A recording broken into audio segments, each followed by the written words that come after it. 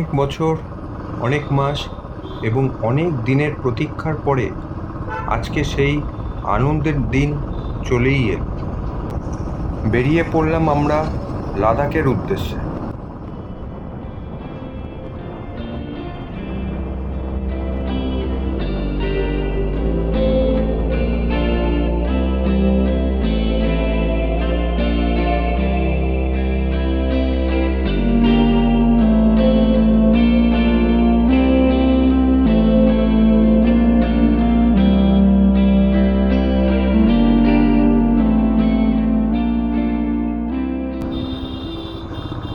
সবাইকে good evening জানিয়ে আমরা আমাদের জার্নি স্টার্ট করলাম।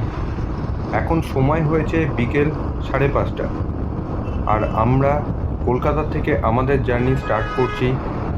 ইচ্ছে আছে আজকে সারা রাত রাইড করে কালকে বারাণসীতে গিয়ে স্টে করার, তবে ফাইনাল কিছুই বলতে পারছি না।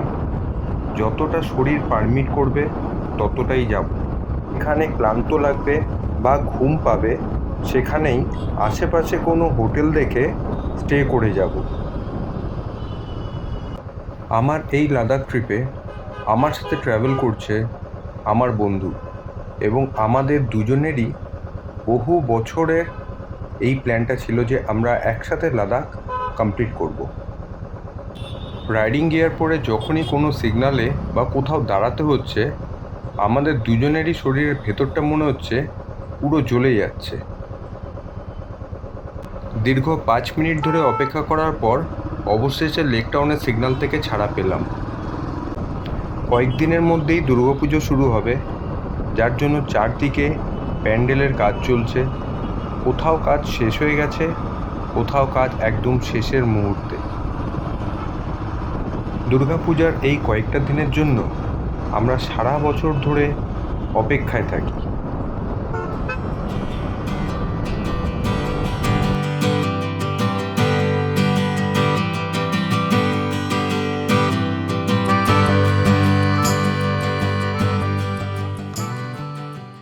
দীর্ঘ সময় ধরে লেক টাউনের সিগন্যালে আটকে থাকার পর আশা করেছিলাম আর কোনো সিগন্যালে দাঁড়াতে হবে না, কিন্তু আবার দমদম পার্কের সিগন্যালে এসে আটকে পড়তে হলো।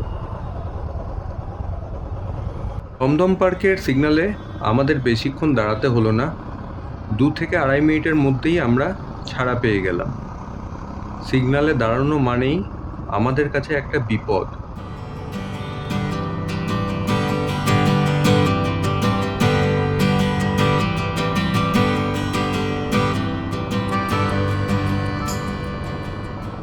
ভেবেছিলাম আজকে রবিবার থাকার জন্য রাস্তাঘাট পুরো খালি থাকবে এবং আমরা কলকাতা শহর ছেড়ে খুব তাড়াতাড়ি হাইওয়েতে গিয়ে উঠব, কিন্তু দেখলাম যে না, আমরা ভুল ছিলাম।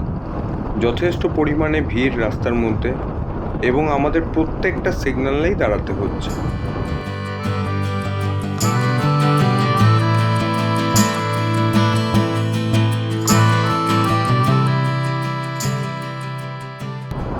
দেখতে দেখতে আমরা ভিআইপি রোডের হলদিরামে পৌঁছে গেলাম, আর যেটা আশা করিনি সেটাই হলো, আবার হলদিরামের সিগন্যালে দাঁড়াতে হচ্ছে আমাদেরকে। বেশ কিছু সময় হলদিরাম সিগন্যালে দাঁড়িয়ে থাকার পরে অবশেষে ট্রাফিক পুলিশ আমাদের যাওয়ার অনুমতি দেয়। হলদিরাম সিগন্যাল পার করে কিছুটা আসার পরেই আমরা খুব বাজে রাস্তার সম্মুখীন হই। এই রাস্তার দুপাশেই নিউ টাউন থেকে এয়ারপোর্টগামী মেট্রো রেলের কাজ চলছে। আমাদের বাইকে অত্যধিক লাগেজ থাকার জন্য যখনই বাইক কোনো গর্তে পড়ছে তখনই বাইকের সামনের চাকা খুব বাজেভাবে কেঁপে উঠছে, তাই খুব সাবধানে বাইক চালিয়ে সামনের দিকে এগিয়ে যেতে হচ্ছে।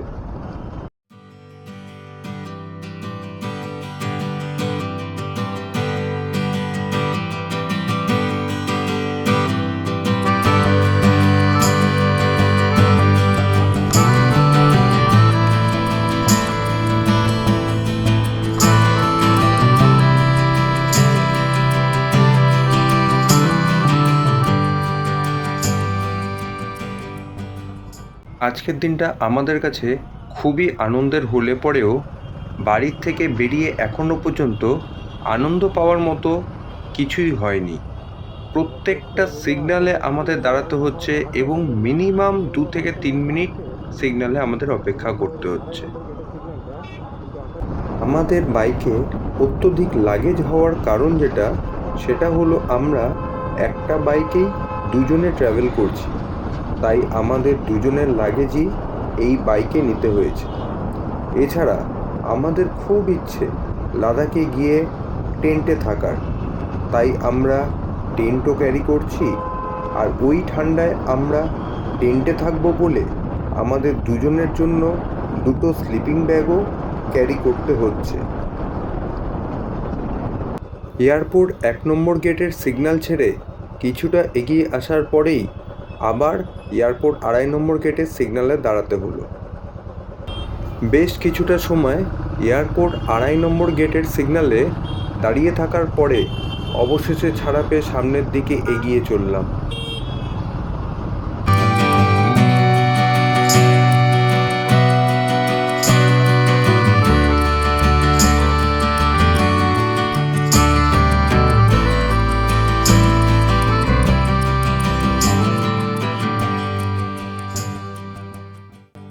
কলকাতার ব্যস্ততম জীবন কাটিয়ে দক্ষিণেশ্বর পৌঁছানো মাত্র আমরা ঝিরিঝিরি বৃষ্টির সম্মুখীন হলাম। অত্যধিক গরমের মধ্যে এই ঝিরিঝিরি বৃষ্টি বেশ ভালোই লাগছিল বলে কোথাও না দাঁড়িয়ে সামনের দিকে এগোতে থাকি। ডানকুনি টোলগেট পার করে কিছুটা আসতেই মুষলধারে বৃষ্টি শুরু হয়। বাইক থামিয়ে রেইনকোট বার করে পরার আগেই বেশ কিছুটা ভিজে যাই। দক্ষিণেশ্বর আসার আগে ওয়েদারের পরিস্থিতি খারাপ দেখে অ্যাকশন ক্যামেরাতে যেহেতু ওয়াটারপ্রুফ কভার লাগানো ছিল না, তাই জন্য সেটা খুলে ব্যাগের মধ্যে ঢুকিয়ে নিই। আর এই কারণেই বিশেষ কিছু ভিডিও করা হয়নি। কম বেশি বৃষ্টি মাথায় নিয়েই তার মধ্যে বাইক চালিয়ে আমরা বর্ধমান, দুর্গাপুর অতিক্রম করে বর্তমানে আসানসোলে পৌঁছে গেছি। আর কিছুক্ষণের মধ্যেই আমরা বেঙ্গল বর্ডার পার করে ঝাড়খণ্ডে প্রবেশ করে যাব। আমাদের প্রথম দিনের জার্নির রুট প্ল্যানটা ছোট করে জানিয়ে রাখি। আমরা কলকাতার বিধাননগর থেকে শুরু করে দক্ষিণেশ্বর পার করে ডানকুনি টোলগেট পার করে কলকাতা দিল্লি হাইওয়ে দিয়ে বর্ধমান, দুর্গাপুর, আসানসোল অতিক্রম করে ঝাড়খণ্ডে প্রবেশ করব। ঝাড়খণ্ডের ধানবাদ, চৌপারন এই সমস্ত জায়গা পার করে আমরা বিহারে ঢুকে যাব এবং বিহারের মধ্যে ঔরঙ্গাবাদ, সাসারাম এই সমস্ত জায়গা অতিক্রম করে আমরা উত্তরপ্রদেশে পৌঁছে যাব।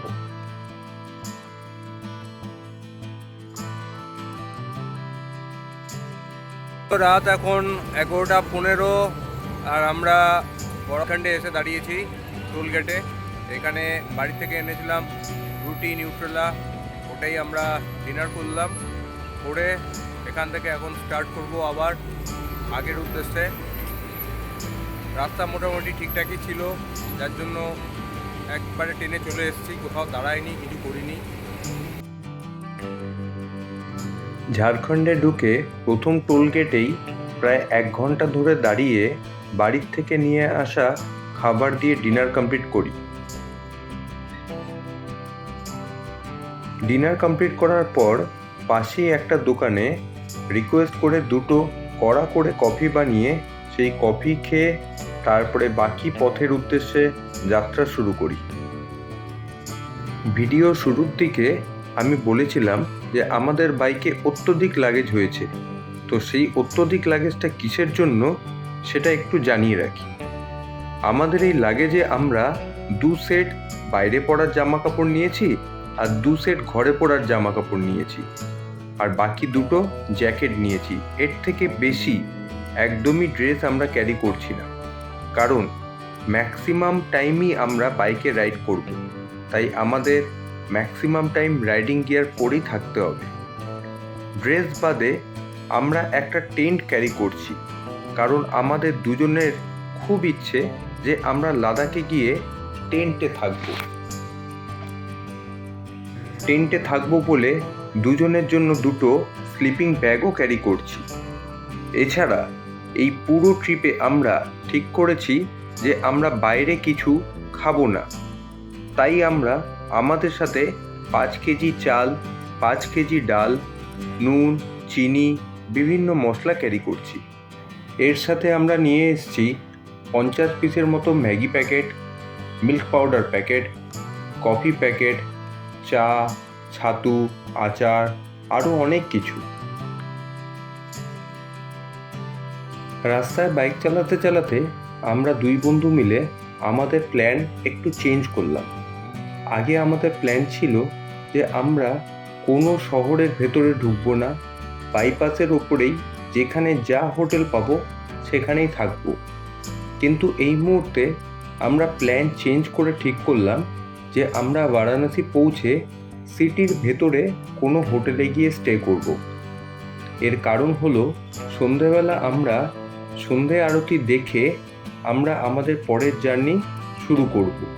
সেই কারণেই আমরা সিটির ভেতরে গিয়ে থাকার সিদ্ধান্ত নিলাম। কথা বলতে বলতেই আবার ঝিরিঝিরি বৃষ্টি শুরু হয়ে গেল এবং এই বৃষ্টিটা প্রবল বৃষ্টিতে পরিণত হওয়ার আগেই আমরা রেন জ্যাকেট এবং রেন প্যান্ট পরে নিতে চাই, তাই জন্য দাঁড়িয়ে পড়লাম আবার।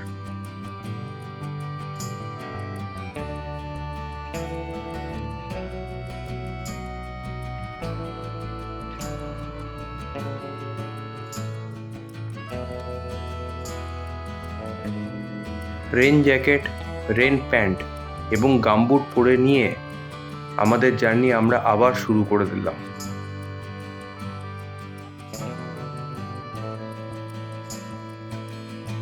কিছুটা এগোতেই ঝিরিঝিরি বৃষ্টি প্রবল বৃষ্টিতে রূপান্তরিত হওয়াতে ঠিক করলাম যে অ্যাকশন ক্যামেরাটা খুলে ব্যাগের মধ্যে রেখে দেওয়াটাই সবথেকে ভালো।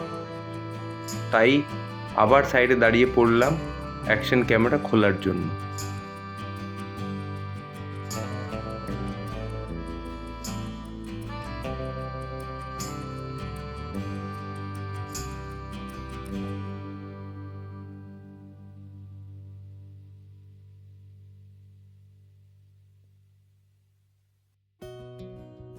সবাইকে গুড মর্নিং জানিয়ে এই ব্লগটা কন্টিনিউ করছি।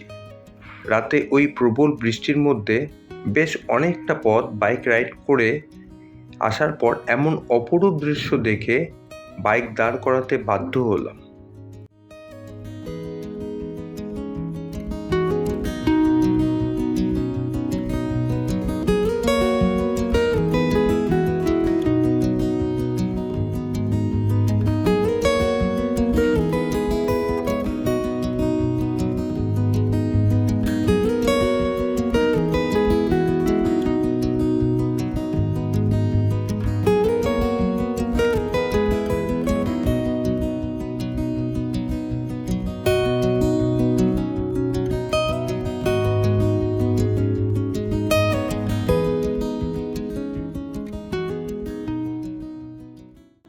বেশ অনেকটা পথ বিনা বৃষ্টিতে আসার পরে এই ব্রিজের ওপর উঠে যখন চারদিকের পরিবেশ দেখলাম পুরোটাই মেঘে ঢেকে আছে, তখন আবার ভয় লাগা শুরু হয়ে গেল যে আবার বৃষ্টিতে ভিজতে হবে আমাদেরকে।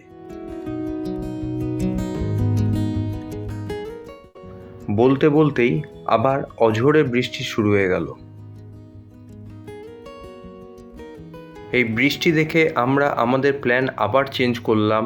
আমরা ঠিক করলাম যে আমরা এখন না, ফেরার সময় সিটির ভেতরে ঢুকবো এবং সন্ধ্যা আরতি দেখব। আমরা এখন সোজা বেরিয়ে বারাণসী হাইওয়েতে যে হোটেল পাবো সেই হোটেলেই থাকবো এবং বিকেলবেলা আবার ওখান থেকে আমরা পরের জার্নির জন্য স্টার্ট করব। আর এই বৃষ্টির মধ্যে বেশি কথা না বাড়িয়ে ভিডিওটা এখানেই শেষ করছি। যদি ভিডিওটা ভালো লেগে থাকে তাহলে অবশ্যই লাইক, শেয়ার এবং সাবস্ক্রাইব করবেন। যদি কিছু মতামত দেওয়া থাকে অবশ্যই কমেন্টে জানাবেন।